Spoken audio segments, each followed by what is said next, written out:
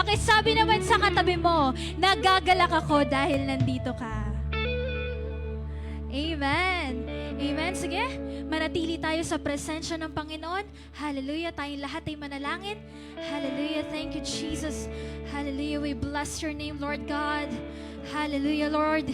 We adore your name, King Jesus, oh God. Hallelujah. Father, in the name of Jesus, Lord, we thank you, Lord, for this wonderful day, oh God, that you have given to us. Salamat, Panginoon. Naniniwala kami, Panginoon, na ngayong araw na ito, Lord God, ikaw lamang, Lord God, ang pupurihin namin. Ikaw lamang, Lord, ang aming sasambahin, Lord God, sa spirito at katotohanan. In the name of Jesus, Lord, we thank you, Lord, for our youth service. Naniniwala kami, Lord God, na ikaw ang aming mararanasan. In the name of Jesus, Holy Spirit, ikaw ang patuloy na kumilos, ikaw ang patuloy na mangusap sa aming mga buhay. In the name of Jesus, maraming salamat, Lord. Naniniwala kami, Lord God, you will do greater things, oh God, sa aming mga buhay. In the name of Jesus, maraming salamat, Lord. Naniniwala po kami, Lord God, na ang iyong kalooban, Lord, ang mapangyayari, Lord God, sa aming youth service. In the name of Jesus, in the name of Jesus, we declare and decree right now, oh God, kinakansela na namin, Lord God, ang kung ano man yung balak ng kaaway sa aming youth service na to. In the name of Jesus, we cancel it. In the name of Jesus, maraming salamat po, Panginoon. Patuloy, Lord, you deserve, Lord God, all the highest. You deserve, Lord God, all the glory and praises and honor. In Jesus' name we pray. And everybody will say, Amen and Amen. Amen. Truly, that this is the day that the Lord has made, and we will rejoice and be glad in it. Amen. Pakisabi ulit sa katabi mo, God is good, now and forever. Amen. Hallelujah. And today, we are going to give our full praises to God, our full worship to God, our hearts, our everything to our King Jesus. Amen. Hallelujah. Are you ready, young people? Hallelujah. Come on, let's give the best clap of our praises to God. Hallelujah.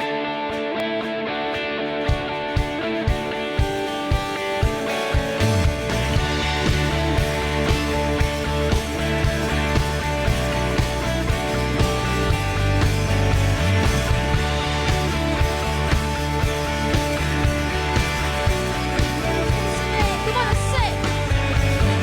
Angels we have heard on high, sweetly singing o'er the plains, and the mountains in reply, echoing their joyous strains. Lord,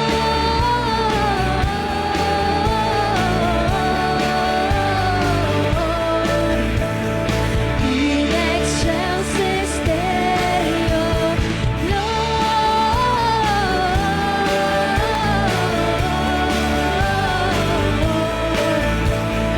in excelsis Deo. Oh, hallelujah. Oh, glory belongs to you. Come on and say, shepherds, why this jubilee? Why your joyous strains prolong? Would the gladsome tidings be, which inspire your heavenly song? Come on!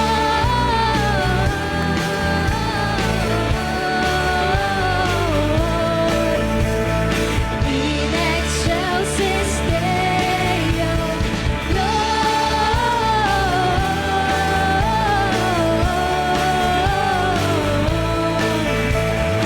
in excelsis Deo. Hallelujah. Come on, raise your loud voice. Shepherds, why this jubilee? Why your joyous strains prolong? What the gladsome tidings be, which inspire your heavenly song? We'll sing. Lord,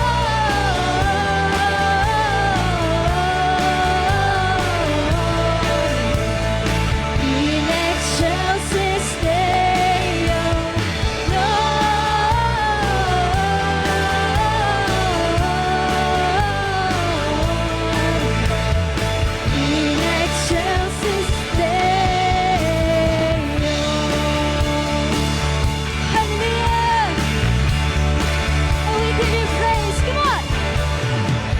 to Bethlehem and see him whose birth the angels sing. Come adore on bended knee. Praise the Lord, the newborn King. We sing, Lord,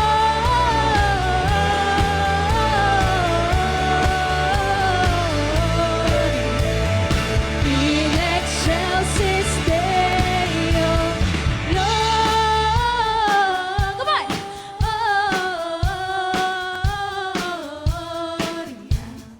In excelsis Deo, Lord.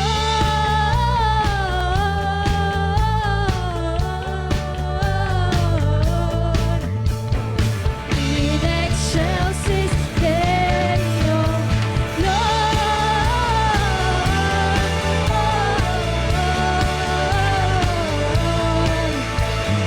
In excelsis Deo. Hallelujah. Oh, we thank you, Jesus. Oh, we praise the name of Lord God. Hallelujah. Thank you, Lord. Come on, young people. Truly, God has been good to us. Amen. Amen. Let's praise Him. Hallelujah. Come on. Thank you, Jesus. Let everything that has breath praise the Lord. Praise the Lord. Let everything that has breath praise the Lord. Praise the Lord. We sing. Let everything that has breath praise the Lord. Praise the Lord. I praise in the valley. Praise on the mountain. Come on, to sing hallelujah. I'll praise when I'm sure. Praise when I'm doubting. Oh, thank you, Jesus. I'll praise when outnumbered. Praise when surrounded. Oh, let's declare. 'Cause praise is the waters my enemies drowning. Oh, as long as I'm breathing, as long as I'm breathing, I've got a reason to praise the Lord. Oh, my soul, praise the Lord. Praise the Lord. Oh, my soul. I'll praise when I'm feeling. I'll praise when I don't. Oh, I'll praise 'cause I know.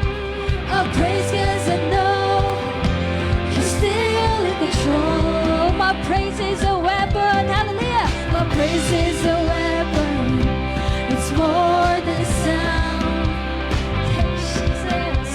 My praise is the shout that brings Jericho down. Oh, as long as I'm breathing, come on. As long as I'm breathing, I've got a reason to praise the Lord. Oh, my soul, praise the Lord. Praise the Lord. Oh, my soul. I won't be quiet, but God is alive. How could I keep it inside? Praise the Lord, oh my soul. I'll praise when I feel, I'll praise when I don't.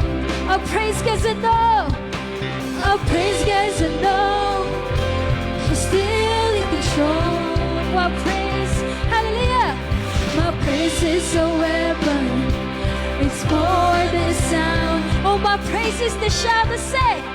My praise is the shout that brings Jericho down. Oh, we sing, come on. As long as I'm breathing, I've got a reason to praise the Lord. Oh, my soul. Oh, praise the Lord. Praise the Lord. Oh, my soul. Oh, deklarahan mo yan. I won't be quiet. My God is alive. How could I keep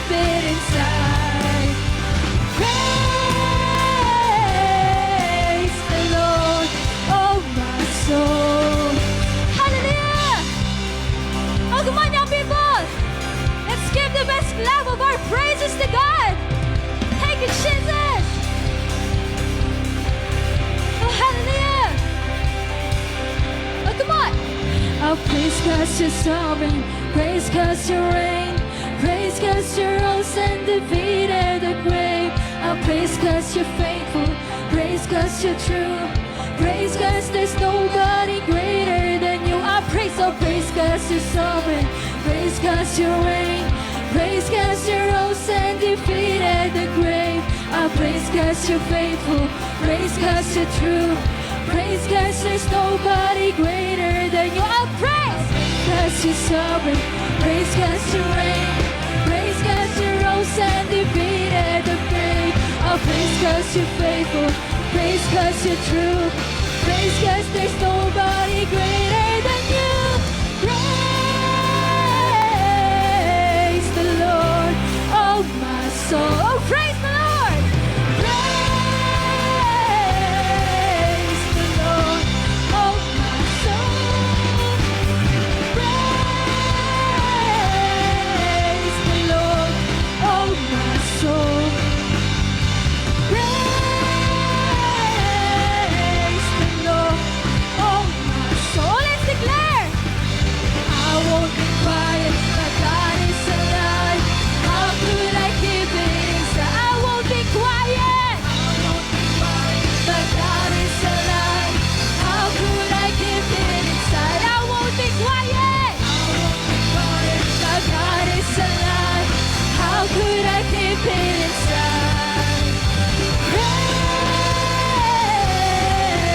the Lord, oh my soul. Hallelujah! Oh, you are alive, King Jesus!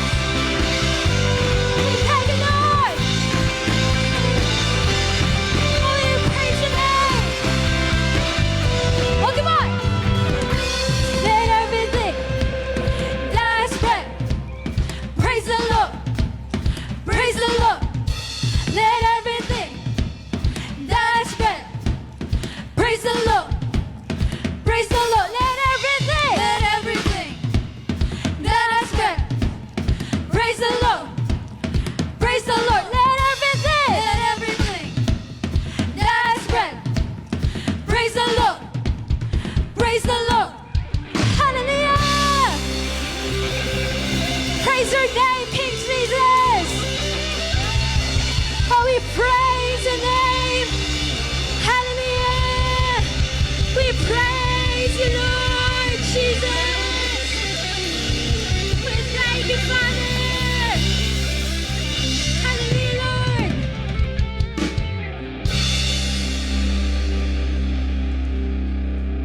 Hallelujah! We praise your name. We praise your name, Jesus. Oh, for you are faithful. For you are good in our lives, Jesus. Hallelujah.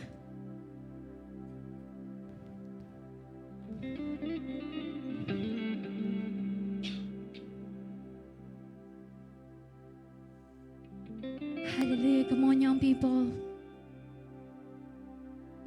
Let His presence fill you right now. Hallelujah. Oh, be filled. Be filled in the presence of God. Hallelujah, Jesus. Truly, He is our firm foundation. Jesus Christ is our firm foundation. Hallelujah. He is unshakable. He is unchanging. And He is unstoppable, kapatid.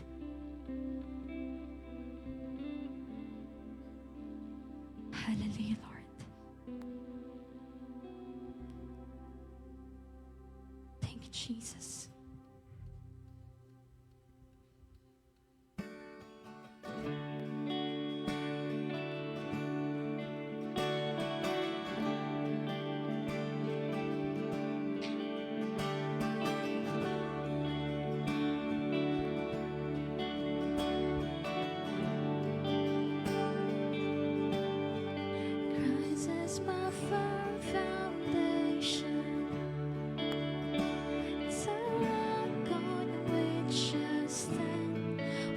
everything around me is shaking. I've never been more glad that I put my faith in Jesus. 'Cause He's never let me down. He's faithful through generations. So why would He fail now? He won't. He won't. I've still got joy in chaos. I've got peace that makes no sense. So I won't be going under. I'm not held by my own strength. 'Cause I built my life on Jesus. 'Cause He's never let me down. He's faithful in every season. So why would He fail now?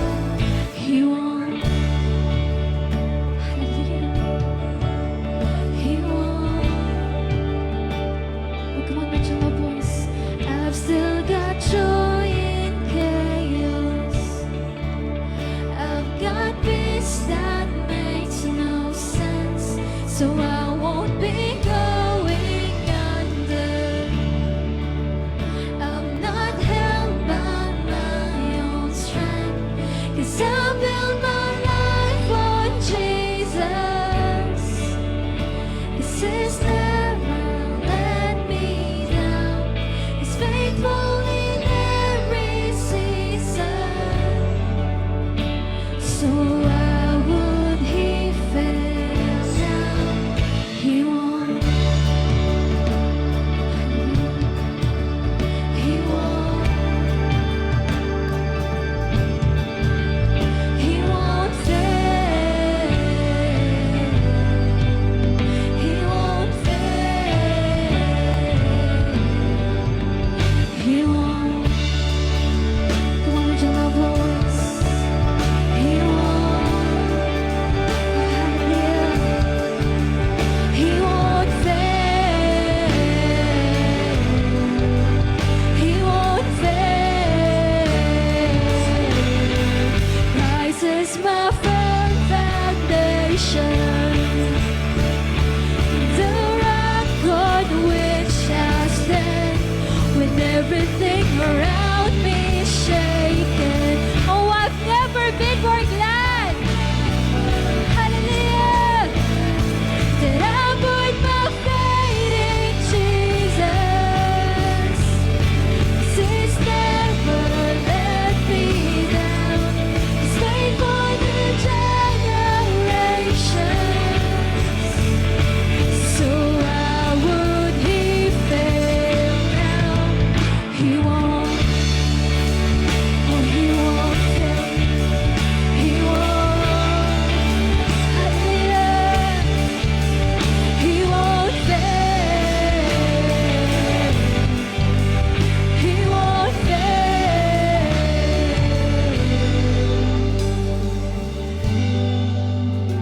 Hallelujah. Oh, You won't fail, Jesus. Come on, let's worship the Lord. Lift up your hands to God. Hallelujah. Rain came, wind blew, but my house was built on you. I'm safe with you. I'm gonna make it through. Rain came, wind blew, but my house was built on you.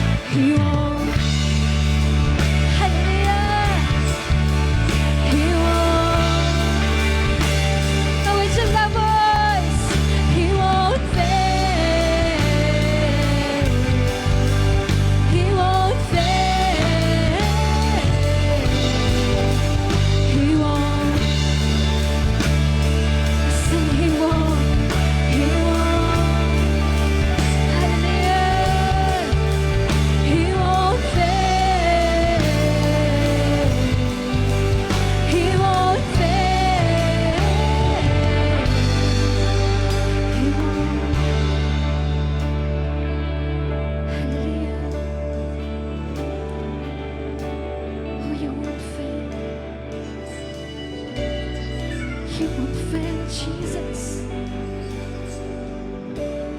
Hallelujah.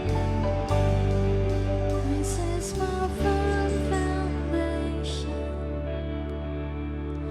It's a rock on which I stand when everything around me is shaking.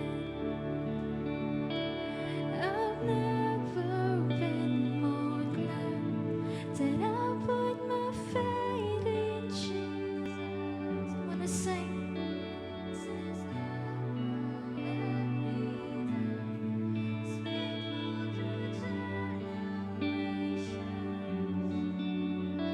So why would he fail now? Christ is my firm foundation. Would you love voice?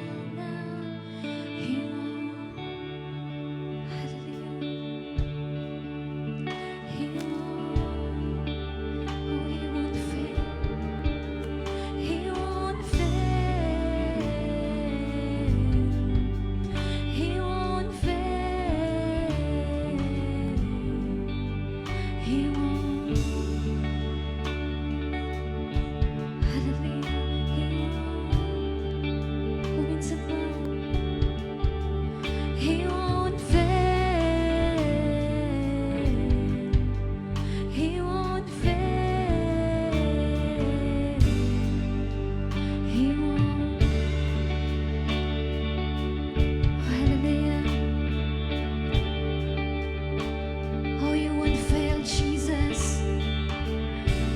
You won't fail, Lord God. Hallelujah. Oh, we thank you, Jesus.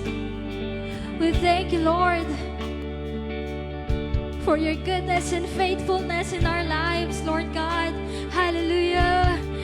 Hallelujah, Jesus. We thank you, Lord, because you are our strong foundation, our firm foundation. In the name of Jesus. Hallelujah. Salamat, Panginoon. Salamat, Lord.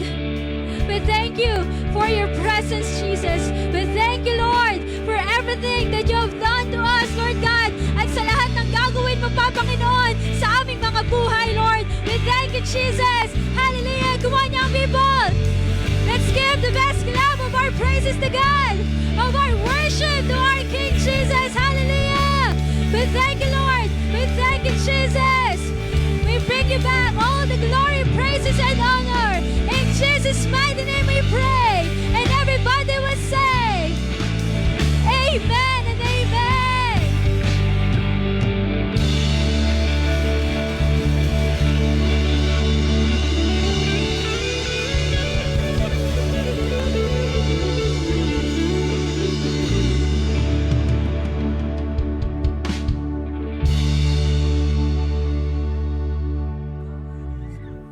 Give him all the praise. Hallelujah, name above all names. Fire in his eyes, healing in his veins.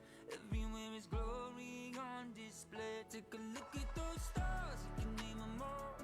Before his throne, every knee falls. The demons have to run, the angels have to praise. Even the wind and the waves obey our God. He reigns from heaven above with wisdom, power, and love. Our God is an awesome God. He reigns with wisdom, power, and love. And even when I ran, he didn't run away. He came and put death back in his What's up, GTY Gen? isang praise God naman dyan if you're truly grateful sa bagong umagang binigay sa atin ni Lord. Louder pa, GTY Jen. Ayan. So, bago tayo mag-proceed sa mga announcement namin, mag-energizer muna tayo kasi alam ko, iba yung lamig sa labas, iba nga yung kilig, di ba? So, can I request everyone to stand up muna? Konting energizer lang. Yan. Okay. So, hahatiin namin kayo sa tatlong grupo, no? Group 1, Group 2, tsaka Group 3. O, yung Group 1, anong gagawin nila, Ate Jen? Follow my lead. Group 1. Ako'y gising. Oh, palitan nyo. Okay. Okay. 1, 2, 3. Ako'y gising. Sila lang ha, Group 1. O, Group 2, For Group 2, hindi tulog. Ulit, Group two. hindi. Patingin nga, Group 2. Oh, wait lang. Group 2. Group 2 tayo. Group 2. Isa mo yung nasa likod. Group 2, hindi tulog. Ulit. Again. One. Group 2. Busy pa si... Ay, si Pacho, hindi nakikinig. Ulit. 1, 2, 3. Group 1. Paano yung Group 1 ulit? Ako'y gising. Group 2, hindi tulog. Ulit. 1, 2, 3. Hindi tulog. Paano naman yung sa Group 3? Sa Group 3 naman, Makikibaka. Ganun lang. Makikibaka. makikibaka. Ulit ha. Paano yung sa Group 3? And then, dapat, pag huli, dapat sabay-sabay, no? For all. Pag sinabi naming 4, uy! Dapat ganun siya. Uy, ha? Uy! Ulit. Group 1, paano ulit? Review. Review, Group 1. Ako. Ang hina ng Group 2. Uy! Ay, dapat dire-diretso. Mas mabilis. Mas mabilis. No, again. 2, 3, go.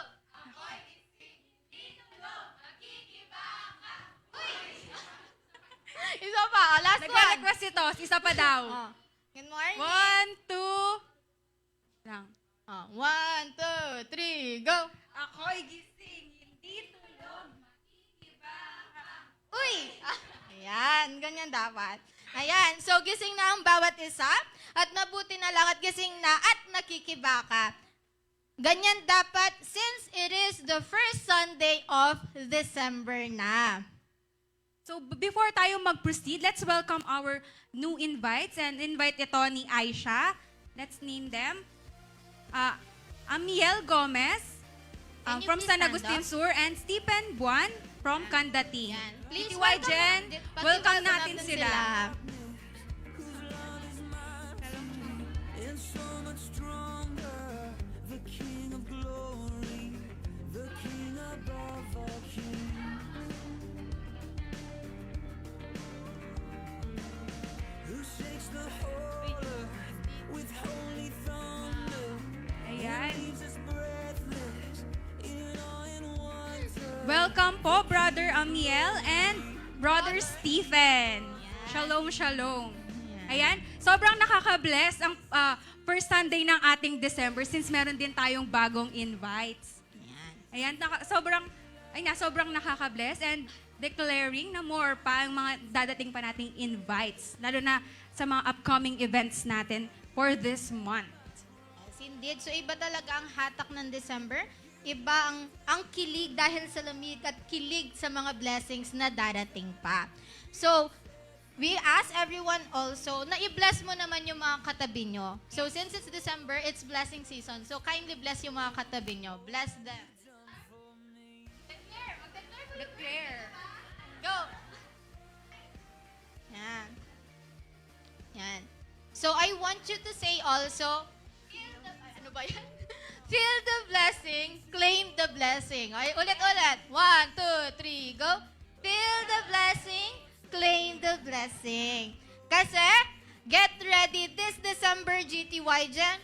Blessings are coming at your way all month long. Yes, indeed, hindi lamang season ng puto bumbong at bibingka ang December at hindi lang siya sa mga ninong at ninang natin. Siyempre, mas excited tayo sa mga upcoming events which is Christmas service. So, yun. Let's start our, let's celebrate, let's not just celebrate Christmas only for celebration, kundi mas makipag-connect, interact, not just with our families. Siyempre, sa reason, bakit natin to sineselebrate. Yan. So, don't miss out sa December 21 at 9 a.m. So, you need to join. Come and join us as we celebrate also the birth of Jesus. So, anong date nga ulit yan?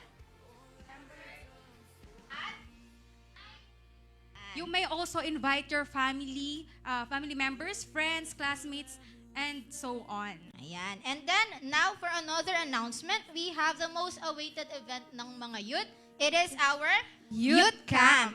Ayan, 'di ba since alam na natin kung ano yung location, ano nga kasi yung location ng youth camp natin sa mga present last Sunday?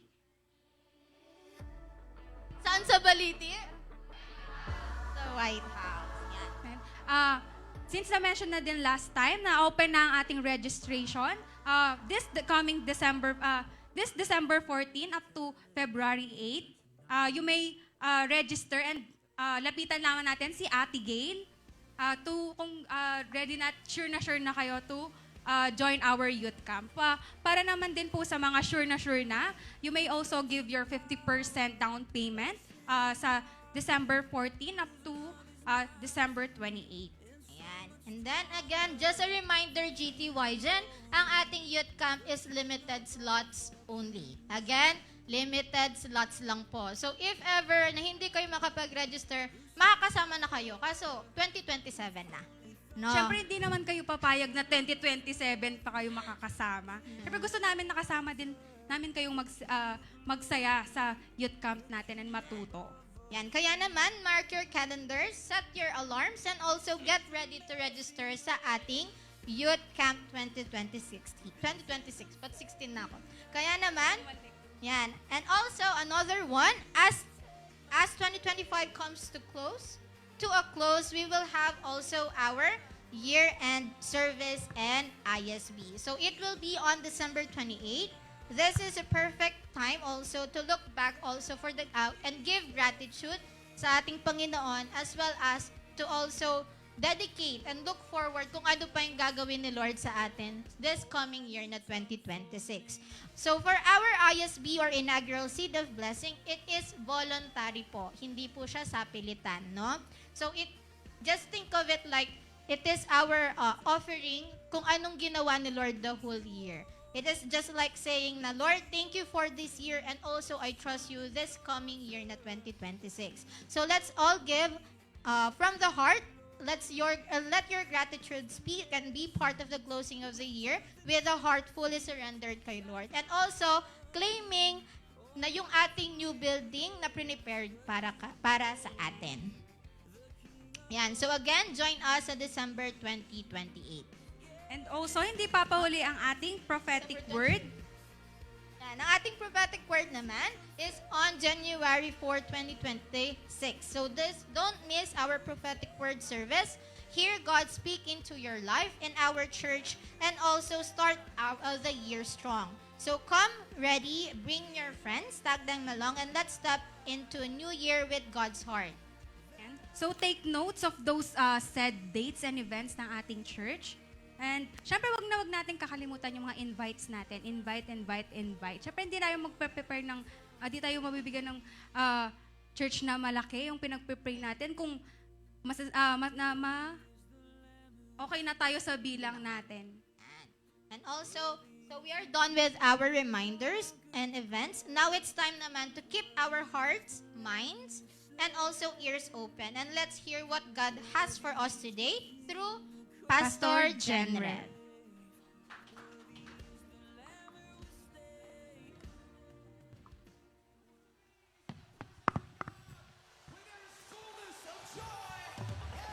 All right, before we pray for the tithes and offering, I would like to continue some of the points that they have given regarding the the youth camp.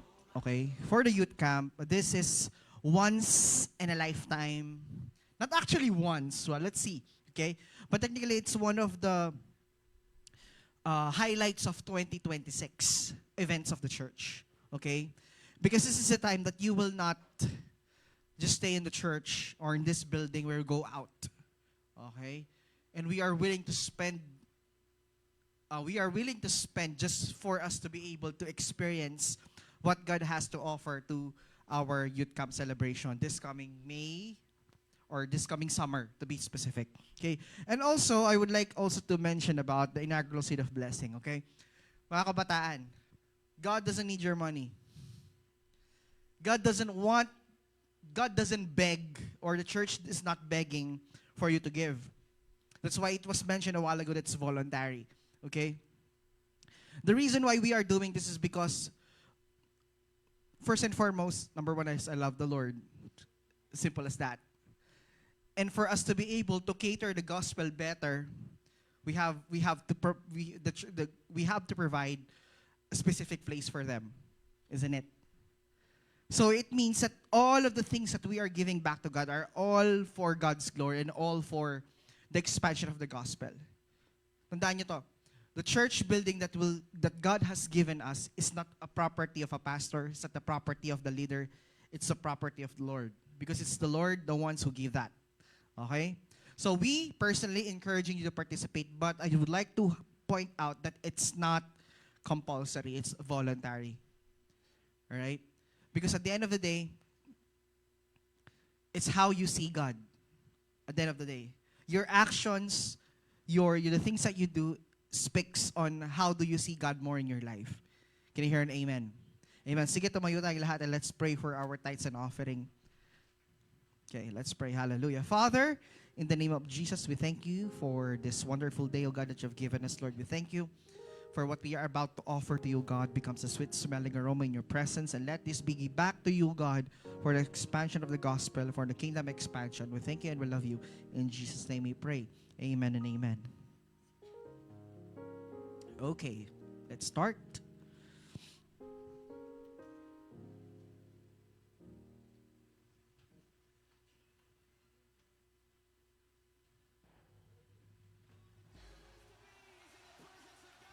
Okay.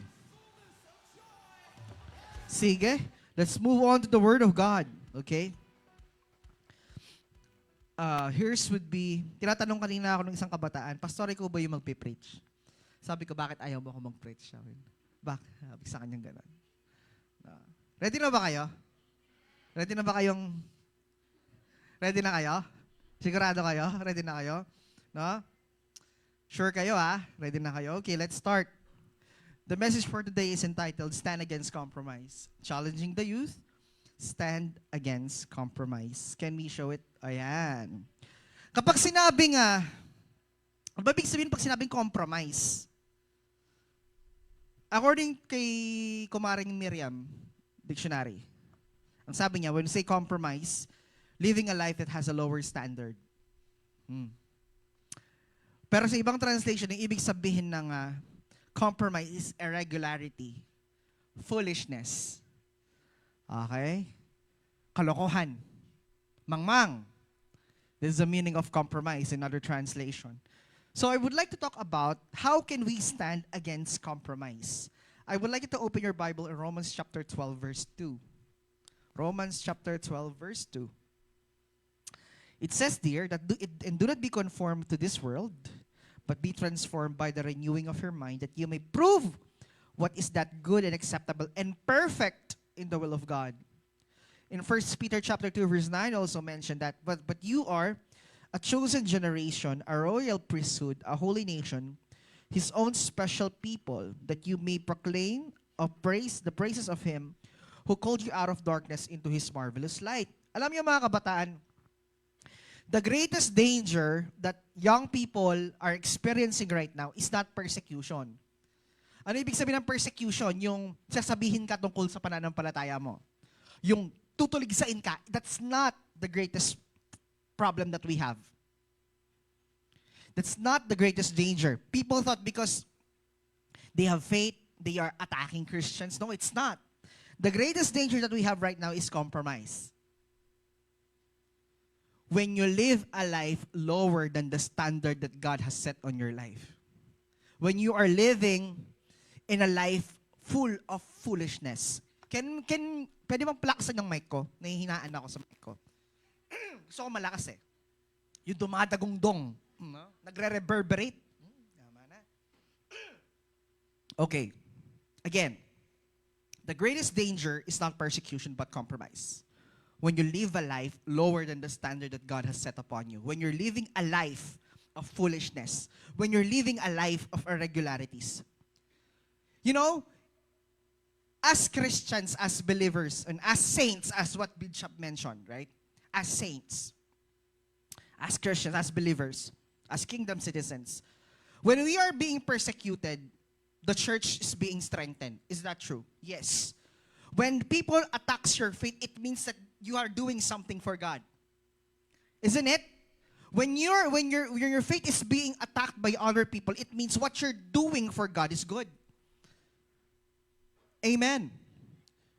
Persecution strengthens the church, but compromise dissolves it. Persecution reveals what you believe. Is that true? Compromise redefines what you believe. Persecution exposes your enemies. Compromise exposes your weaknesses. Compromise is silent. It never enters loudly. It does not declare war. It enters as a suggestion, opinion, small adaptation, and a tiny adjustment. That's how compromise works. It does not really goes to you face to face, but attack you in silent.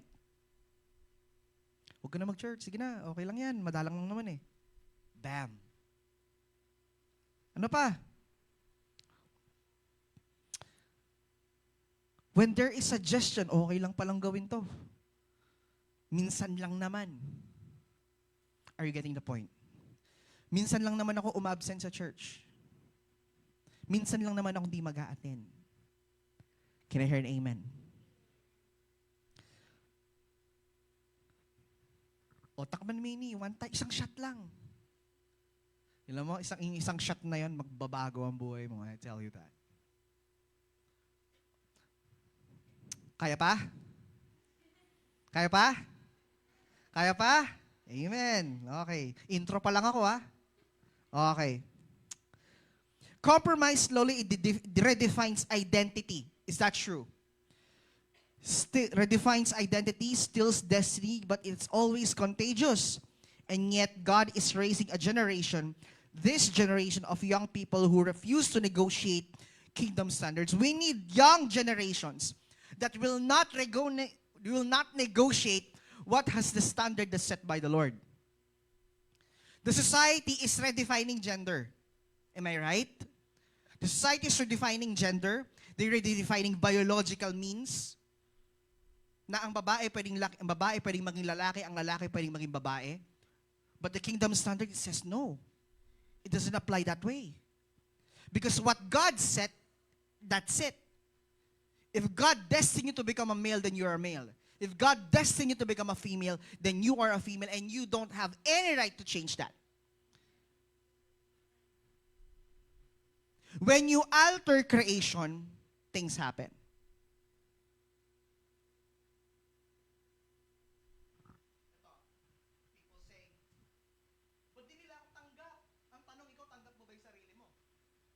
That's the point. Are you getting me? Are you getting me? Ba't di nila matanggap kung ano ako, kapatid? Di ikaw yan. Can I hear an amen?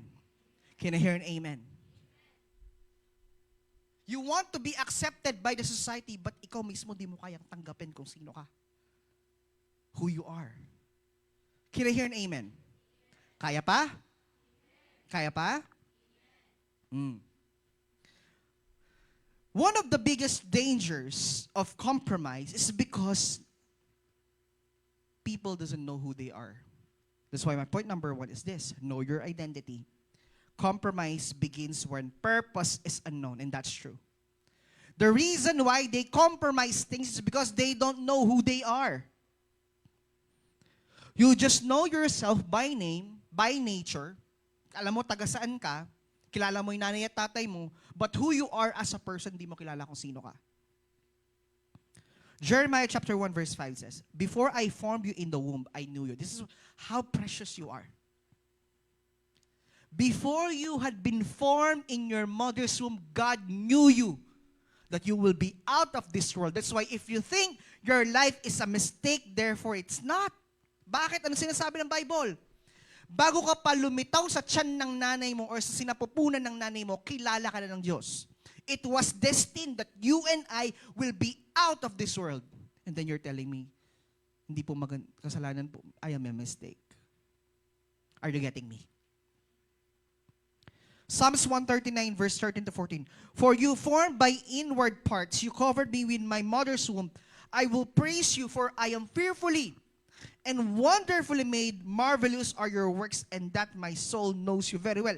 It says here that we are fearfully and wonderfully made. Alam mo ba gano'ng kabigat yun? If you read this, some people are reading this passively. Fearfully and wonderfully made. It means God has really spent time on forming you. Mga kabataan, God has spent time in your life to form you.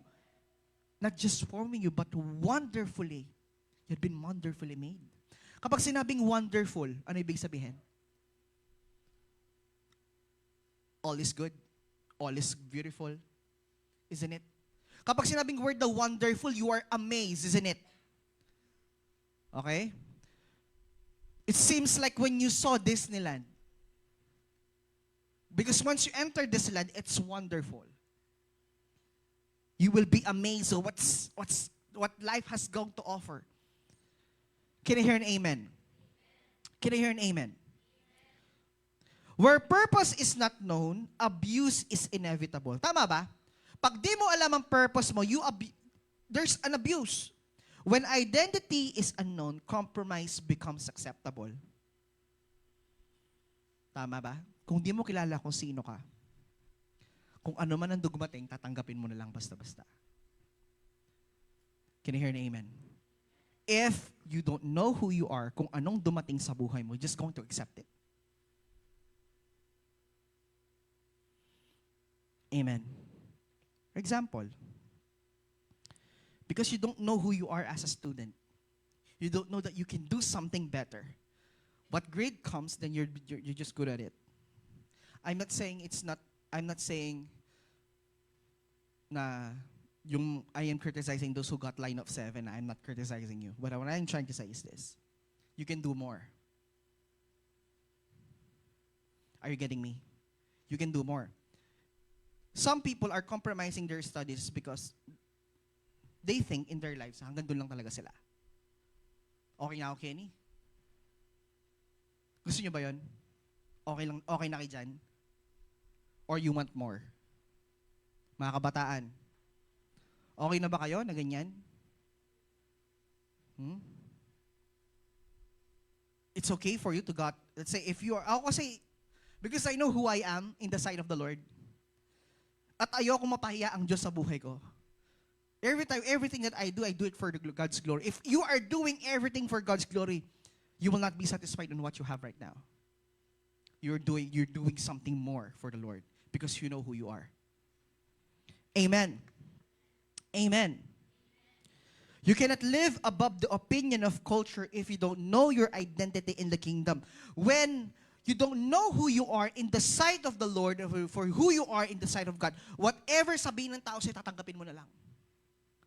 Kaklak mo buntok. O makanyang ka. Salbay ka. Masyas ka buntok. If you don't know who you are, that's what you're going to be. Amen. Alam niyo bang matatalino kayo?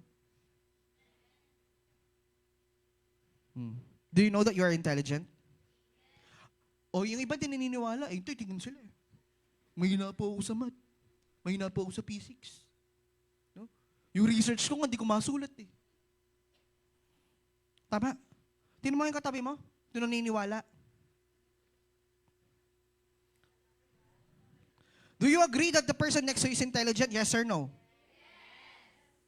Yes or no? Kung di mo matanggap yan kapatid, di ka matalino. You'll always remain the same. No, I'm telling you this. This is not law of attraction. But in reality check, we are matalino. Howard Gardner says, multiple intelligence, 8 yan. Isn't it? Linguistic intelligence, tama? Bodily kinesthetic, spatial, naturalist, musically inclined, logical, mathematical, intrapersonal, interpersonal, spiritual, yung pang-siyam. Actually, di 8, siyam yun. Spiritual intelligence. Siyam yun, kapatid. Tandaan niyo, ang pagiging matalino ay hindi nakabase sa academics. Luan nyo, retang biya sa labas mag-volleyball. Ale? Ito, intrams namin nalala ko sa Adel. No, yung mga matatalinong sumali ng basketball, bala, rugby, football. Isn't it? Because you were not, yung intelligence mo, hindi lahat. Okay? Ako magaling ako sa music. Magaling ako sa speech. Pero pagdating sa sports, nga ako. Puwera, chess, tsaka Scrabble. Okay ako sa sports sa ginagamitan nito. Pero ako yung bumobomba-bomba. Hindi mo ko asahan. Volleyball nga, pumapasok yung serve ko eh. Okay? Because it's not my intelligence. Are you getting me? Kasi kung basihan lang natin cognitive ability, di sana lahat ng tao, bakit di lahat ng successful na tao cognitive ability yung ginamit? Some people, their level of intelligence is their ability to speak with other people.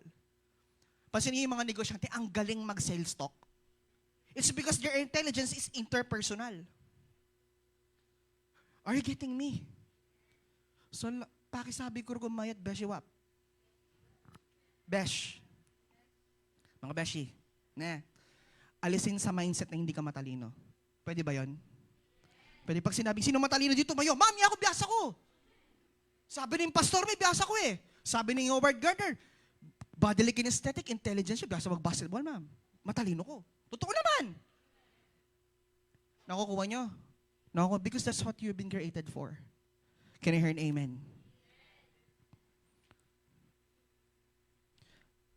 Identity is the foundation of discipline, courage, purity, and conviction. You do not resist compromise by willpower, you resist it by identity. Totoo yun. Ang kompromiso, ang pamumuhay ng lower standards, ang pamumuhay ng foolishness, ay hindi mo kayang labanan ng willpower or lakas mo. Yung sarili mo, you will contradict it based on your strength, because of your motivation. No! You can contradict living compromise if you know who you are. Let's say, nandito, sabi ng kaibigan, tara, wag ka muna mag-church. If you are doing willpower, no, you can't win.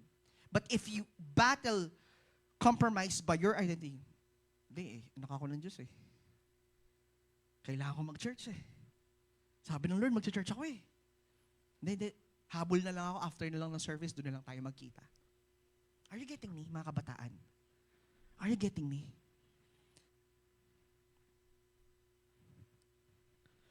Nasaan yung mga magka-college dito, magtaas na kamay? Grade 12. May 4. 1. Grade 12 ka na? Magkakaklase pala kayo, no? Magkakaklase pala kayo. 1, 2, 3, 4. 5. Sino pa? Magpa-first year college. Malapit na kayo mag-first year college. Sino yung mga graduating? Ayun ang mga graduating natin, no? Marami-rami pala. Okay. Now, when you move to another certain level of your life, the best way to battle a life of compromise is you know who you are. Kayo ba, nakakasunod ba mga kabataan? Identity produces standards. Standards produces conviction. Conviction resists compromise. When you know who you are, chosen, set apart, predestined, gifted, you refuse to be cheapened by culture. Alam niyo yung pamumuhay ng compromise? Cheap. Napakababa ng standard mo sa buhay mo. What I'm trying to say, napakababang standard. Don't get me wrong. I am not saying you should not live a simple life. That's not what I'm trying to say. But we talk about the word compromise in the Bible. It's continuous sinning and sinning and sinning and sinning against God. Patuloy ka nabubuhay sa pagkakamali, patuloy ka nabubuhay sa kasalanan, and that is compromise. Mga kabataan, nakakasunod ba? Like for example, ganito. Most of the time, nami-misinterpret tayo when you say, um, kapag may ginagawa tayo sa Diyos, akala ng iba, we are pleasing God when we live a life of righteousness and we live life holy in the sight of God. Grace people will attack. Hindi, you righteous ka na eh. Hindi, holy ka na eh. But they are missing the factor that bilang mga Kristiyano, bilang mga anak ng Diyos, you have to live a life at certain standards in which you will please God.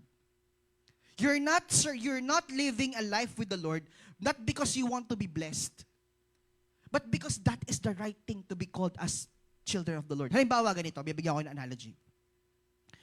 Kaya sumunod kayo hindi sa parents nyo, kakain kayo, di ba? Hindi kayo sumusunod sa magulang nyo dahil gusto nyong pakainin nila kayo. Tama? Whether you obey your parents or not, you will eat. Why? Because there is intimacy. Are you getting me? Are you getting me? But for you to be right called, anak niyang kain you are living a life with your standard of your parents. Tama? Kaya sumunod ka o hindi, yung mga basic necessities mo na po-provide. Food, water, shelter. Hindi kayo sumusunod sa nanay ninyo kasi gusto nyo mapagpala kayo. You're obeying them because there is intimacy. There is a relationship. Na kapag nakita lang sumusunod ka sa magulang, anak ni Eping kain Hindi ka lang anak by apelido. Tama? Kaya minsan marinig ka sa bala mo yun anak. Kasi hindi sumusunod. Are you getting me? The reason why we obey God is not because we want to be blessed, because there's intimate relationship between us and the Lord. To be rightly called as children of God, therefore, obedience should be there. Obedience should be present. Kayo ba'y nandyan pa mga kabataan? Nakakasunod ba tayo? Point number 2. Understand the enemy's strategies. Distraction, not always attack. Ito, gusto kong to.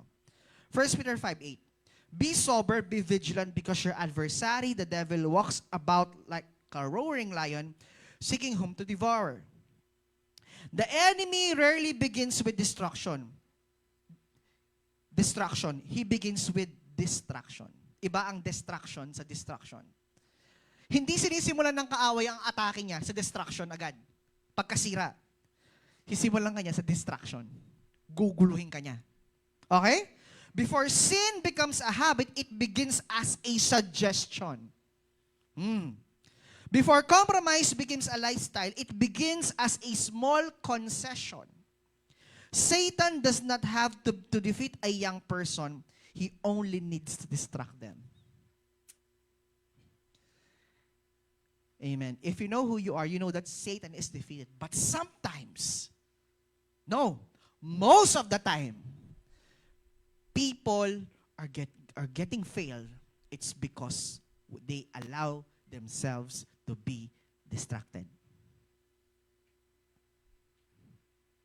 Nakakasunod ba tayo? A distracted believer is just as ineffective as a fallen believer. Ang isang mananampalataya na distracted ay katumbas niya ang isang believer na nawala or natumba. Are you distracted?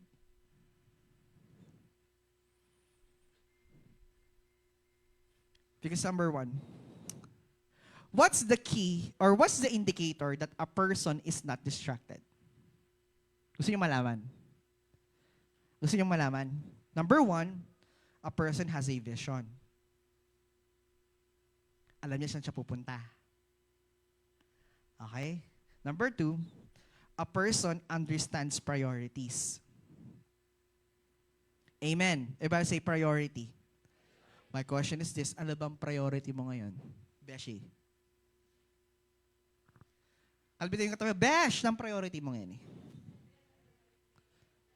Kung priority mo mag-asawa ngayon, mag-boyfriend ka na. I give you my consent. Hello? Are you getting me? Hello? If priority mo mag-asawa, therefore, sige. I give you my consent. What's your priority in life right now? Most of you are students. Am I right? Most of you. Konti lang kami mga professional dito eh. Most of you are students. Some will become professionals, kamukha namin. Now, what's your priority? How do you see your priority? What's your vision? What God has stored in your life? Kaya nga ito, no? Hindi ko sinasabing mali, hindi ko sinasabing bawal. Kung hindi kundi relasyon ng priority mo ngayon, at maglalagay ka ng relasyon ngayon, if you are the kind of person who can easily be distracted, therefore, instead of maging pagpapala, nagiging distraction. Tama? Tama? Kayo ba'y nandyan pa mga kabataan? No? I am not saying, si Pastor Jing, binabawalan niya akong magjowa. Hindi kita binabawalan, kapatid. Sinasabihan lang. I'm just telling you that if you are not the type of person who knows how to manage everything, instead of becomes a blessing, it becomes a distraction. Pero kung tatanungin niyo ako, Pastor, mag-agree ka ba? Kung ako tatanungin mo, okay lang po bang magjowa? Kayarin mo, may sabi ka to. Although meron naman talaga mga tao na iilan na talagang pinagpala talaga sila. They were very good on handling their relationships. Kasi meron kaming youth before ni Ate Jera nyo. Since high school sweetheart sila. Hanggang ngayon, mag-asawa sila. Nakatira sila sa Australia. They were high school sweethearts, 16 nung sinaging sila. 16, 14, 15, I don't know. Kabatch namin sa youth yun eh. Ngayon, mag-asawa. Hanggang ngayon sila pa rin. Mag-asawa sila. Para silang Kristiyano. Yun yung maganda doon. Parehas silang Kristiyano. Parehas silang Kristiyano. Kabalbitin mo! Sabi mo, parehas silang Kristiyano. Guess yun na siguro ano ibig ko sabihin. Na? Parehas Kristiyano. No, parehas Kristiyano. Parehas silang naniniwala. Si Kristo muling namatay at muling nabuhay. Parehas silang naniniwala. They have the same faith. Parehas. Parehas. Alam niyo na siguro yung ibig ko sabihin. Are you getting me? No? Now, a distracted believer is just as ineffective as a fallen believer. He offers a little. This is how Satan attacks. Nag-o-offer yan konti, di naman agad marami. A little lie, konting pagsisinungaling, a little lust, a little pride, a little secret, and a little compromise. And what begins as little soon becomes normal. Would you agree? Yung sinimulan mo ng konti, sinimulan mo magsinungaling ng pakonti-konti hanggang naging habit mo ng magsinungaling. Nagkatan ka ba ng RRF? Opo! Tama? Nagsimula ka ng ngupit tigpipiso? Sa tindahan ng nanay mo? Kumukuha ka sa tindahan, di ka nagbayad? Sinimula mo sa isang stick-o? Sa susunod, 2 stick-o na yan. Tama? Hanggang isang garapon na yung kinukuha mo. Are you getting me? It always starts with a little. Tama? Nalala ko na nung umiinom pa ako eh.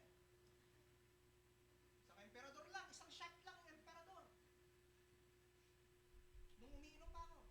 Di ko i-deny ito Di ko i-deny. Because I was also able to experience that in life. No? Kaya ako nga sineshare sa inyo para wag niyong gawin eh. Yung hinihila na ako ng mga klasiko. Nagsasabay namin yung emperador sa corridors. Niyayakap ko na yung kubeta. As in, nakahiga ako gano'n, naka-uniform. Di alam ni na pastora yan.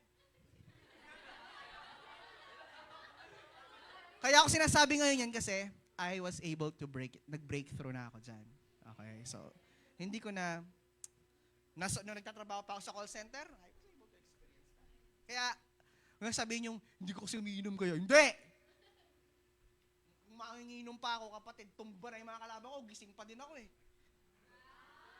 Totoo to. Isang shot lang ng emperador nagbago buhay ko. Promise. Nagsimula ako ng isang tabi na ganyan. Susunod na inom, dumalawa na ako. Tapos di ko na mamalay, nakakalimang bote na pala kami. Yung kapag nag-temple run ka, nakita mo, dalawa yung tumatakbo. Why? Because I started a little. Mga kabataan.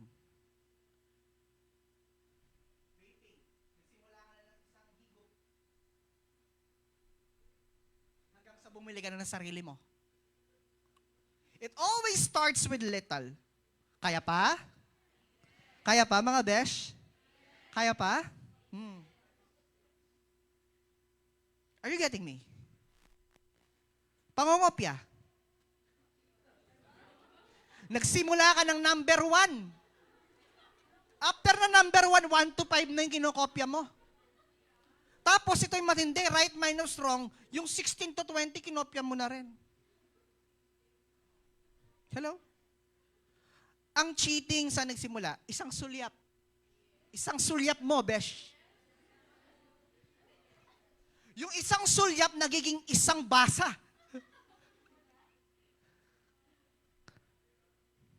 Hello, mga kabataan. What begins a little becomes normal, justified, then, dinedefend mo na. Hey, hindi, malalong ng pastor eh. Minsan lang naman eh. Minsan mo, araw-araw. Hello? Halimbawa ito, sino nag-ML dito? Ako nag-ML pa din ako ngayon eh. Ayan, nag-ML. Yan, sige. Di ba? Simulan mo lang sa try. Di ba? Niyaya ka lang. Classic. Mia, 300 games. Di ba? ML, sinimulan niyaya ka lang. Kaya ka naglaro kasi niyaya ka lang. It start small. Hanggang sa naging habit, nag-mythic ka na, nakikipag-trash talkan ka na. Ob-ob naman itong gold lane na to. Ngayon hindi na ob-ob eh, 8-8 eh. 8-0-0, di ba? 8-0-0 na yung ginagamit. Kasi ayaw mo ma-report. No? Di ba, napipikong ka na. Means, at ito matindi, dahil nga sobrang into sa game ka, instead of nagiging pagpapala sa iyong paglalaro, nagiging kasalanan pa. Bakit? You curse people. You become what? You become hot-tempered. Binabato mo yung cellphone mo pag di ka manalo sa... Di ba?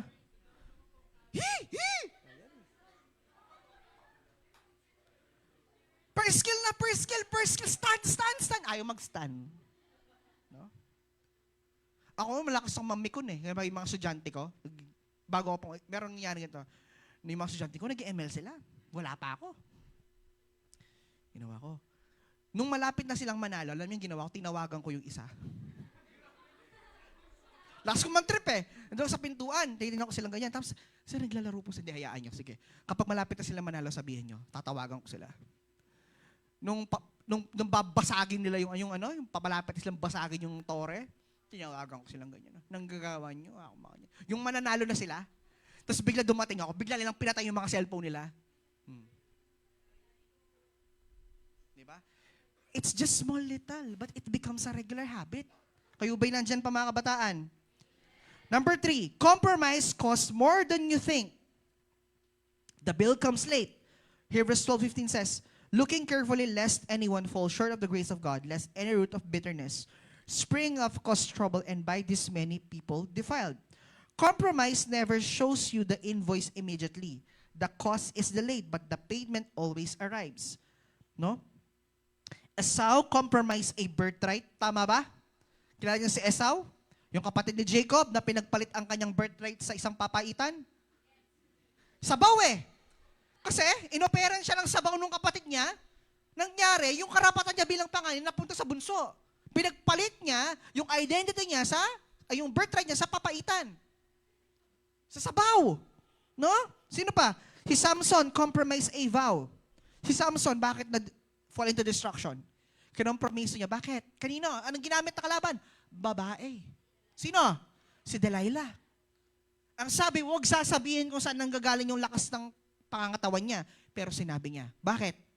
Natukso kay Delilah. Tandaan niyo to, mga lalaki, ang mga babae pagpapala.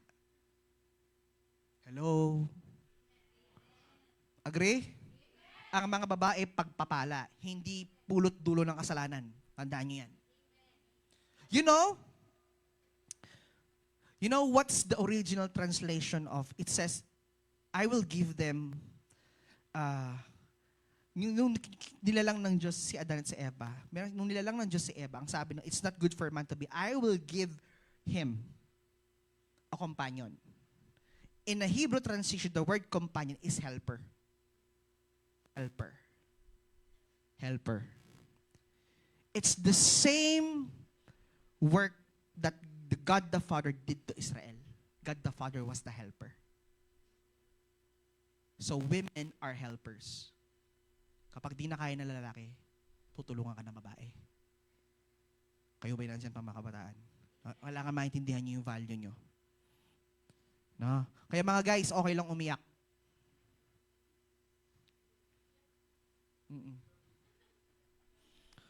Okay?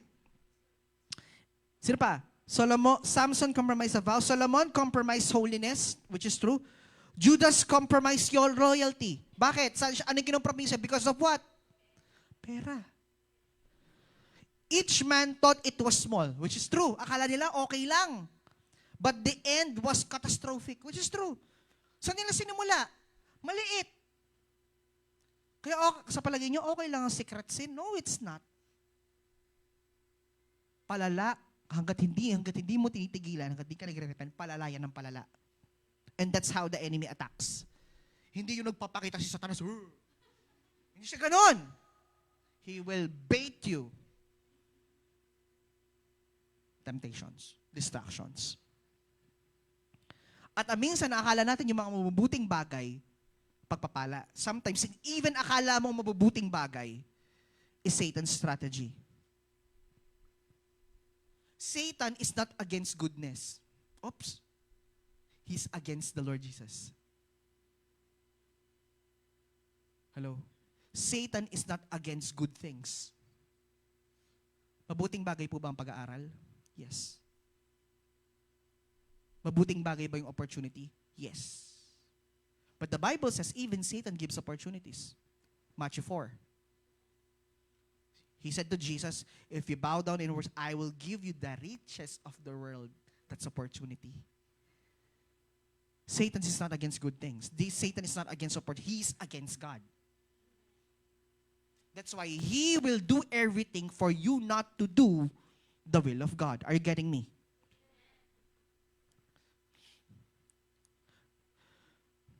It promises freedom but delivers captivity. Sin subtracts slowly but subtracts surely. You always lose more than what you gain. Totoo to.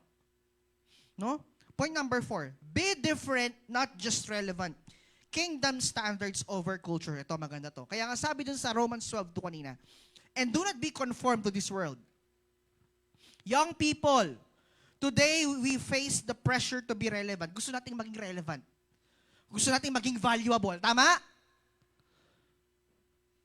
Kaya minsan mga kabataan talagang may boses eh. Gusto nila maging relevant sa mundo.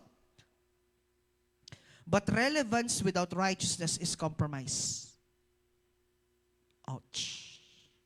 Gusto mo maging valuable, pero kung hindi ka magiging matuwid, walang kwenta ang pagiging relevant mo. Kukompromisoin mo pa rin yan.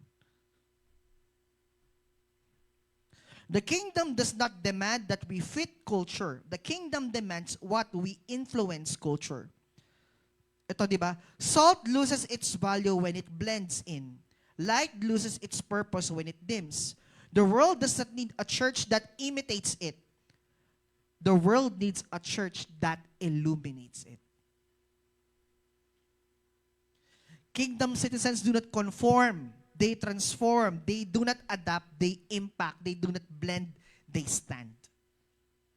We don't adapt culture. We stand against culture. We don't blend the light. We don't imitate the culture. We illuminate it. Kapag sinabing illuminate, ano ibig sabihin? Ha? English major. Uy. Pag sinabing illuminate, nagliliwanag. You don't copy it. You shine. Kaya kapatid, ganito yon. Bibigyan kita ng isang magandang analogy. Kapag, when you are following the Lord, and then people attack you, when things happen against your will, against the flow of your life. Hindi dahil galit sa'yo ang Diyos. It's just, you just shine. Hello? Amen? Kapag may ginagawa tayo sa Panginoon and we hear some voices, ganito lang naman yun, ganyan yan. Hindi yun distraction. You just shines. Tandaan nyo to. You can appreciate the light if it was put in the dark. You cannot appreciate light in the presence of light. You can appreciate light when you are in a dark place. You will appreciate yung pagiging Kristiyano nyo if you are in a darker place. Wala kang makita sa labas, nagpa-flashlight, hinahanap ang piso. Wala kang makikitang ganun. Why? Because you cannot appreciate it. You can appreciate a candle. Wow, social candle, British. No? You can appreciate a candle in your life when everything is dark. Because that's your life. You are illuminating the world. Hello? Point number 5. Guard your influences. Ito. Friends. Feed. And formation. Guard your influences. Bantayan ng mga nakaka-influensya sa'yo. 1 Corinthians 15:33. Do not be deceived. Evil company corrupts good habits. Ayan na. Walang ano to Walang halo yan. Yan talaga yun. Authentic yan. Kumbaga, puro. Wag paparin lang. Ano ibig sabihin ng evil? Ang masamang kasama, kinokorap ang mabuting pag-uugali. You have the right to choose who your friends. Piliin nyo naman at ang masalese.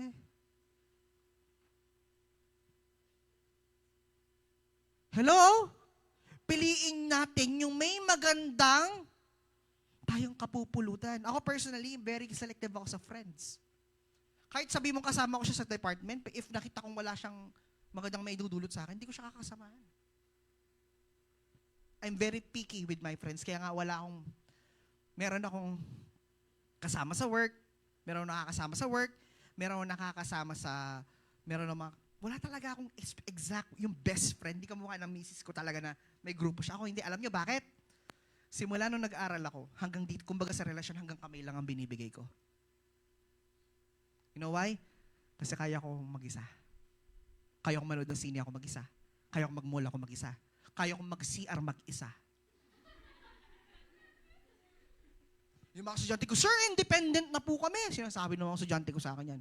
Grade 12 din, nasa Adel pa ako. Sir, independent po kami. Are you independent? Opo, kaya po namin mag-isa. O ba't ka mag-CR, kakasama mo siya? Kala ko independent ka na. Hindi ko rin maintindihan yun. Kinakabahan ako pag dalawang lalaki nag-CR sabay eh. Yung dalawang babae, maintindihan ko pa kasi babantayan eh. Pero pag dalawang lalaki nag-CR sabay, medyo kinakabahan ako. No? Are you getting me? Choose your company. Sabi ito, compromise is often the product of influence, which is true. You become like what you constantly look at. Kung ano yung madalas mo nakikita, yun ka. Your appetite is shaped by your environment, which is true. No? Isa sa may pinakamalaking impluwensya sa buhay ko, yung asawa ko. Yung mga bagay na hindi ko kinakain ko na ngayon dahil sa impluwensya niya. Hindi ako kumakain ng pancake, pero napakain niya ako ng pancake. Hindi ako kumakain ng waffle, napakain niya ako ng waffle. Ayoko ng milk tea, pero napapainom niya ako ng milk tea. Hanggang soft drinks lang ako, tsaka sa bobo ko kanta. Masaya na ako. Hindi ako mahilig sa rides. Pero dahil sa kanya, nahilig ako sa amusement park. No? Kahit ayaw mong sakyan, kasi nanliligaw ko, kailangan mong sakyan eh. No? Yung mga influences ko was because of my wife. No? And even meron na rin siyang pag-uugali na nakuha ko na rin. No? Na-adapt ko na rin. Dahil sa kanya. It's because siya yung companion ko, siya yung kasama ko palagi. At kung ano madalas kong nakikita, nagiging ganun ka din. No? Yung misis ko sobrang sarap kumain. Pag kumain ng misis ko talaga, pag sinabi gusto ko ng ganito, gusto ko ng ganyan, talagang gamurugong ebon niya mo, pong kimchi na nagong kanyaman mangan. Kaya Kaya pag nakita ko siya kumain, napapakain din ako kahit kumain na ako eh. Totoo to. Yun, kimchi, hindi ko kinakain yan. Siya ang unang nagpatikim sa akin ng samgyupsal. Ano pa yon? Sa Clark pa lang nun yung samgyupsal. Wala pa nun dito sa Arayat. Ganyan. Kahit sa bahay, di ba pwede ka na mag-samji? Dati wala. Sa Angeles ka palang makakakita ng ganun. Sa mga Korean town. No? That was year 2016.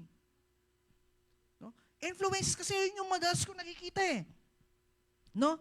Your friends are prophetic. They predict your future. Your feed, media, is your spiritual food. It feeds your soul. Your formation or habits determines your becoming. Kaya, be selective with your friends. Be selective with your media, with your medium. Kapag sinabing media, information, either digital or hard copy that gives information, consider as media. Even the Bible is considered as media. Select your media. Select your medium. Hindi lahat ng nakikita sa internet dapat gayahin.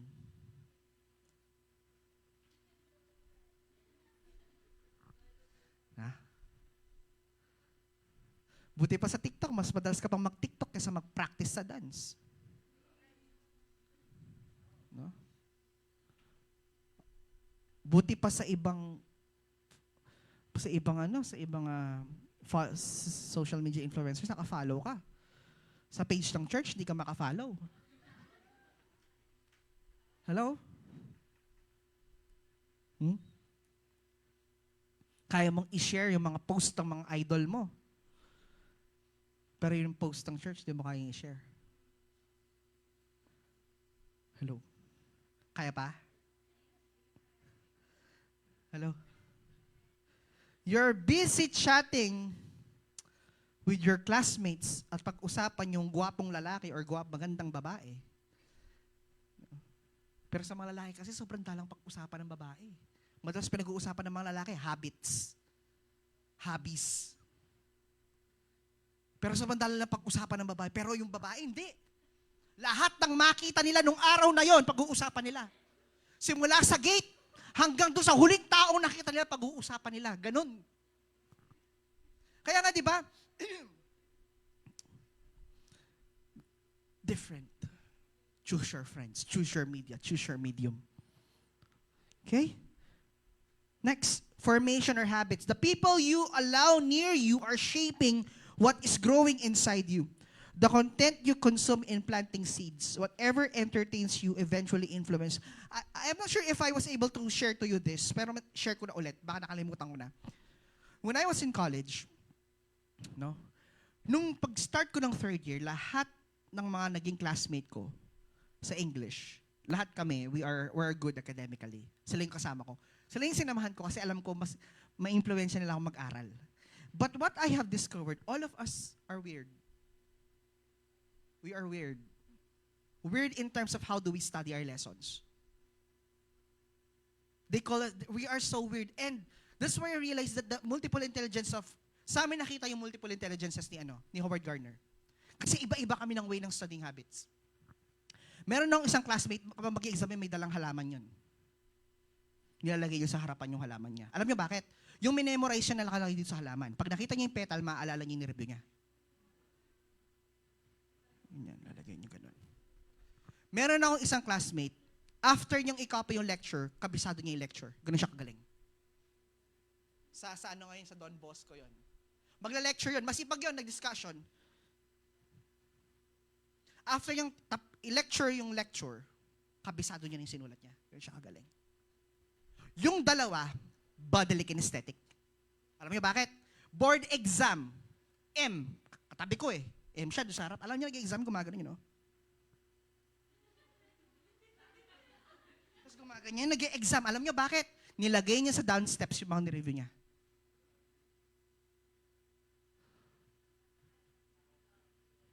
Ako, auditory learner ako nun eh. Pero ngayon, hindi ko na kaya yun. Yung, ganyan ako. Nire-record ko yung lecture. Permission na i-record ko yung lecture ng prof ko. Ganyan. Pag-uwi ko, pag-pauwi ako dahil isang oras, papakinggan ko yung recording. Kinabukasan ng kabisado ko nireview ko.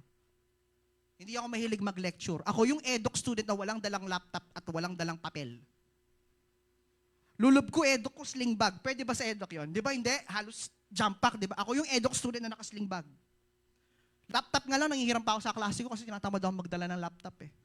Because that's my way of it. They call us so weird. And collectively, even though we have one same, we want to excel. Kaya minsan kanta, pikakasaman daw, tuno na naman yung mga galing nga da kanta.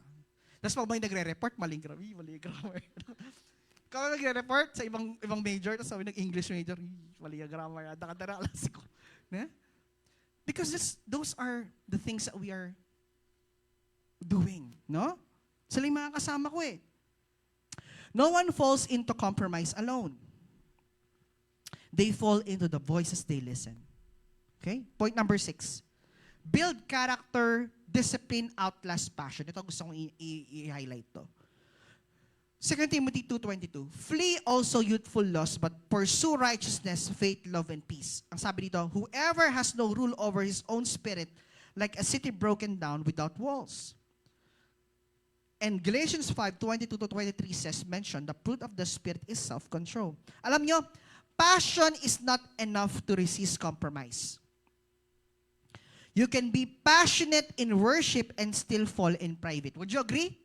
You're passionate with your public worship, but when you're alone, you fall. You're passionate about prayer, but when you're alone, you fall.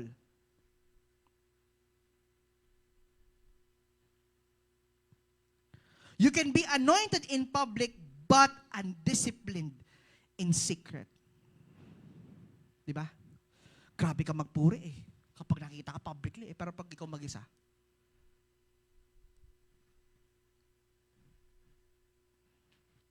Hello po, mga kabataan. As what Miles Monroe says, character is the foundation of trust, influence, and leadership. Charisma may take you up, but only character keeps you up. Maaari yung charisma mo, tumulong siya para umangat ka, but if you want to keep that high standards, you have to keep your character. A city without walls is exposed. A believer without discipline is vulnerable. That's how important discipline is.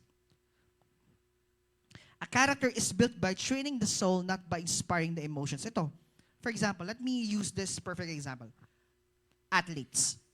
You might be good. You might be potential athlete. You might be passionate on what you do. Magaling ka. But without proper training and discipline, do you think you will last on the tournament? No. Because you have to keep in your mind that mentality that you have to discipline yourself. If you're an athlete, kailangan mo bantayan ng pagkain mo. Alam niyo sa PHS, sa CSDAM makikipag-finals kami. At meron kaming apat na players na magkaklaraan na. No? Last time sa basketball, hindi kami umabot ng palaro kasi nakalaban namin sina Chog Moral. Kailan si Chog Moral? Ang naka-finals ng PHS sa Claraa, sina Chog, Division of Pampanga. Kaya sina Chog ang nagpalaro last year. No? Nakalaban nila ang PHS. Natalo kami. Okay? If you will see, kasi meron kami sa school namin, meron kaming special program in sports. After class, meron silang training. At training na yon, kita mo yung mga yon. Grade 7 to 9, mga sports, kita mo, before the start of 6 at 5 o'clock, nakita mo sila sa school na. Nagja-jogging na sila. After school, at 12:05, they will start their training. Tatakbo ulit yung mga yon. Why? Because they have to discipline themselves. At yung athlete na hindi disiplinado, hindi sinasama sa lineup. Kita mo yung mga yun. As in, kompleto. May gym ang school eh. Public school pero may gym. Kita mo sila as in talagang they discipline themselves. Even yung pagkain nila monitored. Why? Because they have this kind of mindset na kailangan manalo. Gusto nilang manalo. Magaling ka nga mag-shoot pero kung wala kang disiplina sa sarili mo, wala din yun.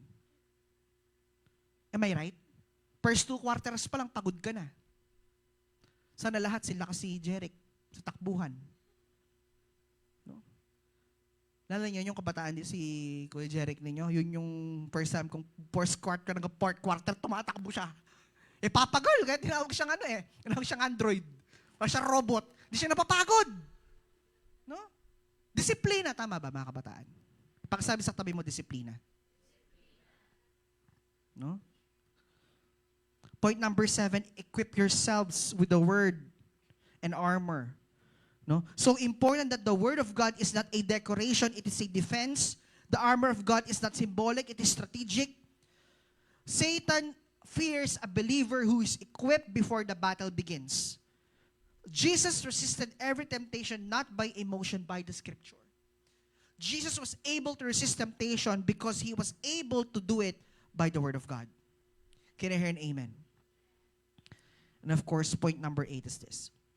Purposeful service. Use your gift before it dies. Mga kabataan, ilang kayo rito? Use your gift before it dies. At sinabi ng Diyos, ang potential na hindi ginamit, kukunin, ibibigay sa iba. And that's true. Parable of the talents, if you're familiar with that. 1 Peter chapter 4 verse 10.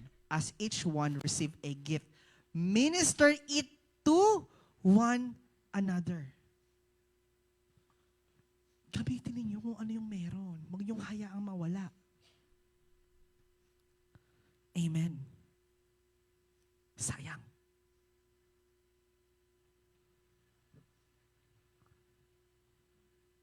Ano ba yung gift ni Pastor Jing? Bunga nga ako.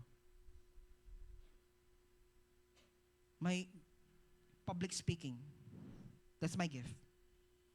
Now, the public speaking that I have is not just used to church, but also on my profession. No. At na-hone ang aking public speaking, hindi dahil nung nagtatrabaho. No, na-hone sa church. Dito na-hone ang talent. Dito nagamit, naging kapakinig-pakinabang sa ibang tao. Ano ba yung gift sa public speaking? Kapag may gift ka sa public speaking, kahit sino pa yung nanonood, di ka kinakabahan.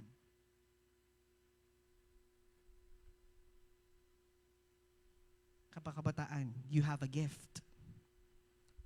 Allow your gift to be used by the Lord before it dies. Yung mahirap, yung kailan gusto mo siyang gamitin, dun na hindi pwede.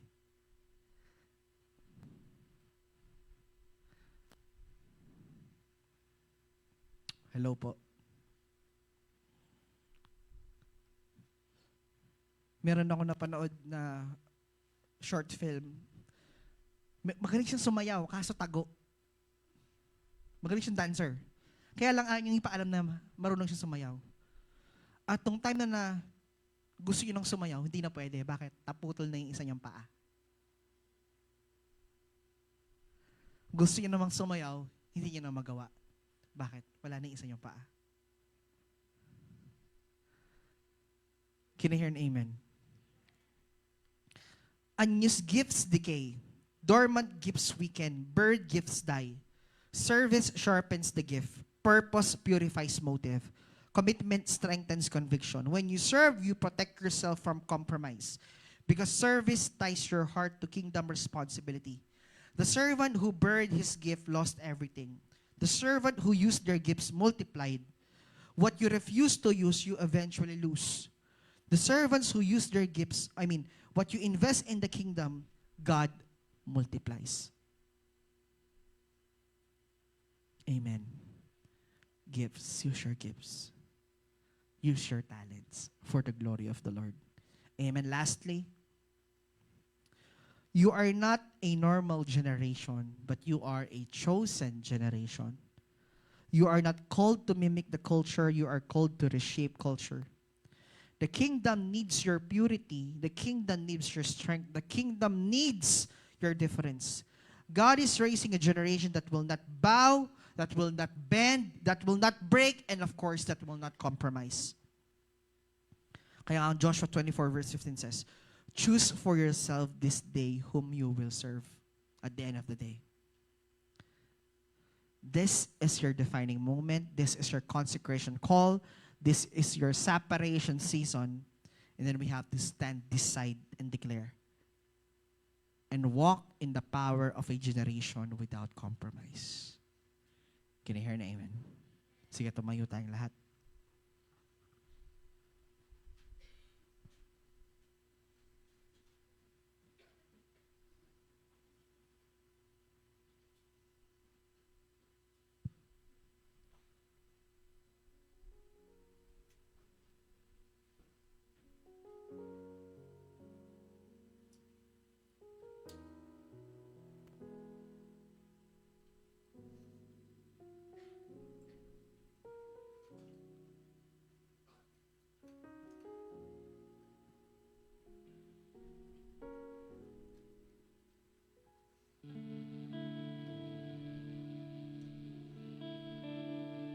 Sige.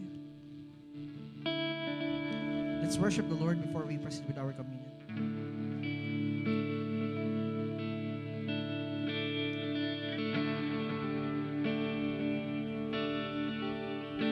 We thank you, Lord. Hallelujah.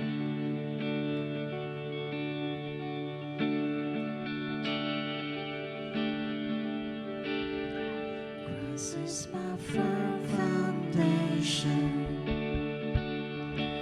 the rock on which I stand when everything around me is shaken. I've never been more glad that I put my faith in Jesus,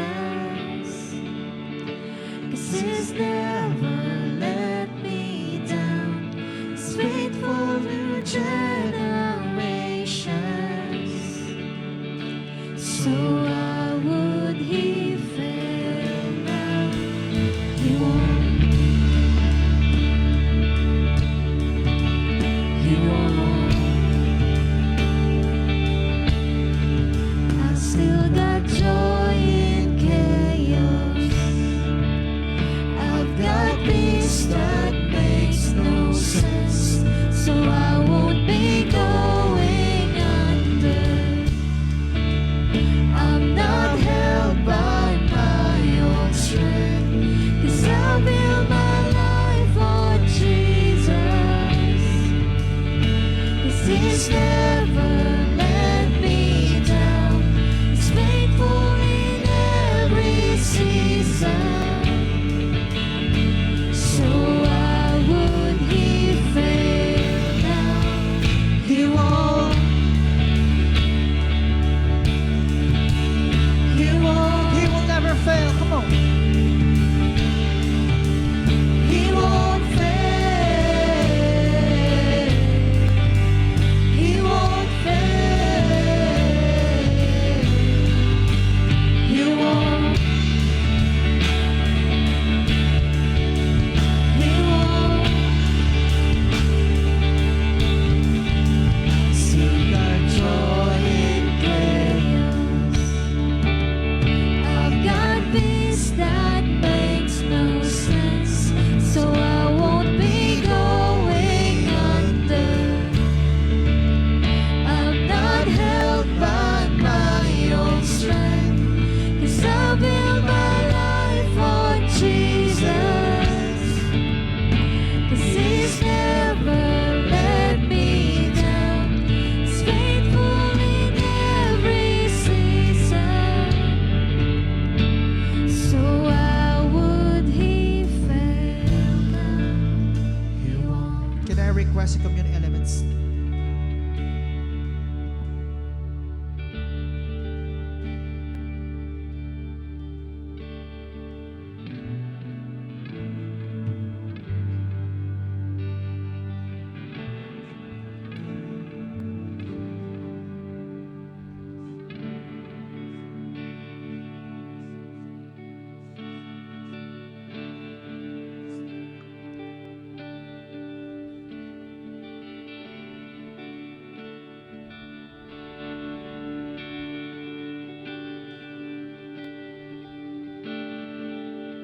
He won't fail.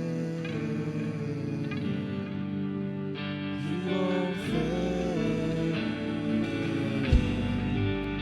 He won't.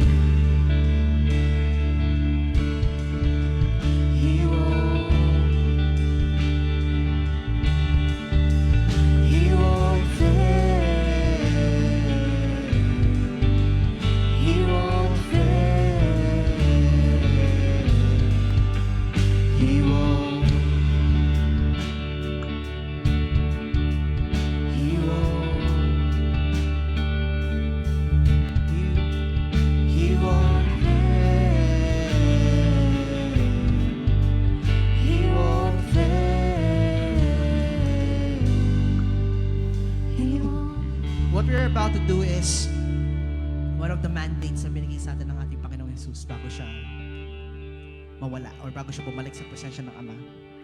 He said that we have to do this in remembrance of Him. This is not just a regular ostia or a regular bread. We are partaking the body of Christ. And there is a blessing when we are partaking in the body of the Lord. There is blessing. Now let us pray. Remember, habang kinakain ito, let's receive the blessing that comes from God. Hallelujah. Father, in the name of Jesus, we thank you. Sa tinapay na ito, it symbolizes your body that was crucified on the cross. We thank you, Lord Jesus, for your body that was offered on the cross of Calvary, for the ransom of our sin, so that we will be made righteous and holy in your sight. Tinanggap mo lahat, Panginoong Jesus, lahat ng kabigatan, lahat ng sakit at karamdaman for us to be able to be healed in all kinds of diseases that we have. Lord, because of your body that was offered on the cross, O God, we receive healing spiritually, mentally, physically. And we thank you and we love you. In Jesus' name we pray. Sige, sabay-sabay natin kainin natin naman.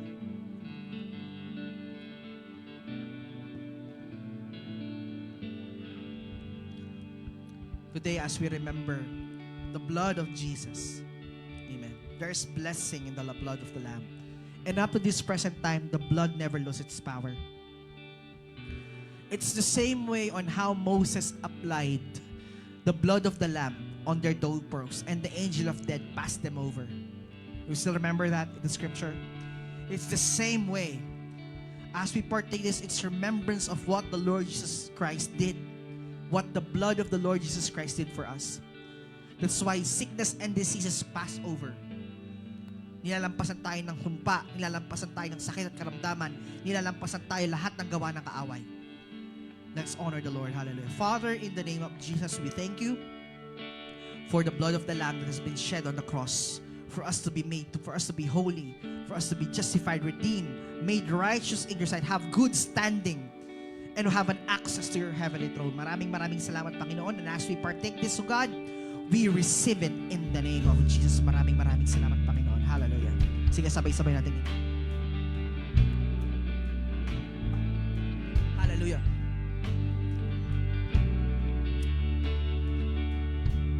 Can we lift up our hands to God right now? Hallelujah.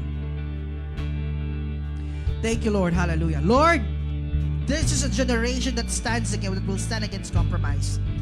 Lord, this is a generation that will live your standards. This is a generation that will live, oh God, in accordance to what we are being called upon. Lord, we're here. We're offering ourselves to you, oh God. Maraming salamat, Panginoon. And we know, oh God, that all things work together for good for those who love you. And we know as kingdom citizens, we have the capability, oh God, to move mountains, oh God, to conquer things, because that's what we have been created for. Maraming salamat, Panginoon. Maraming salamat, oh God, for you deserve the highest glory, honor, and praises in Jesus' name.